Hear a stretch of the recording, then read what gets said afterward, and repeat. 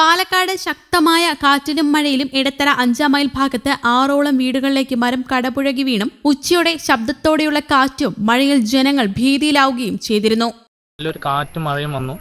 അപ്പോൾ അടുത്തുള്ള മരങ്ങളൊക്കെ വീഴാൻ തുടങ്ങി. പിന്നെ അതങ്ങനെ വീട്ടിലേക്ക് അങ്ങനെ ഒരു വലിയ മരം അങ്ങനെ ലോഡായി. ഷീറ്റും പിന്നെ നമ്മുടെ കാർ പോർച്ചും ഏകദേശം കേടുപാടൊക്കെ ഉണ്ടായി.